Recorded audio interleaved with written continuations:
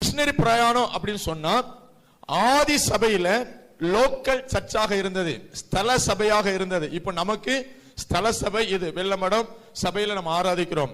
அன்றைக்கு ஆதி சபையில எருசலேமிலே அப்போஸ்தலர்கள் எல்லாரும் இருந்தாலும் சர்ச்சு அவங்களுக்கு ஒரு தாய் சபை அவங்களுக்குன்னு சொல்லி முதல் சபை அந்தியோகியாவில் இருந்தது.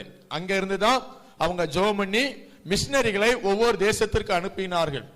அந்த அந்தியோகியா சபையிலிருந்து போய் மிஷனரி ஊழியங்கள் செய்வாங்க. பல பட்டணங்கள் கிராமங்களுக்கு போய் சுவிசேஷத்தை அறிவிப்பார்கள். சில மாதங்கள் சில வருடங்கள் கழித்து மறுபடியும் அந்தியோகியாவுக்கு வருவாங்க, லோக்கல் சர்ச்சுக்கு வருவாங்க, தாய் சபைக்கு வருவாங்க. வந்து அவங்க ஊழியத்துல என்னெல்லாம் நடந்தது அப்படின்னு சொல்லி ஒரு ரிப்போர்ட் சொல்லுவாங்க. நடந்த காரியங்கள் எல்லாம் சொல்லி ஆண்டவரை மகிமைப்படுத்துவாங்க. அந்தியோகியாவிலிருந்து புறப்பட்டு போவாங்க, ஊழியம் செய்வாங்க, சுவிசேஷம் சொல்லுவாங்க. மறுபடியும் அந்தியோகியாவுக்கு வந்து என்ன நடந்துன்னு சொல்லி கொஞ்ச நாள் அங்க இருப்பாங்க.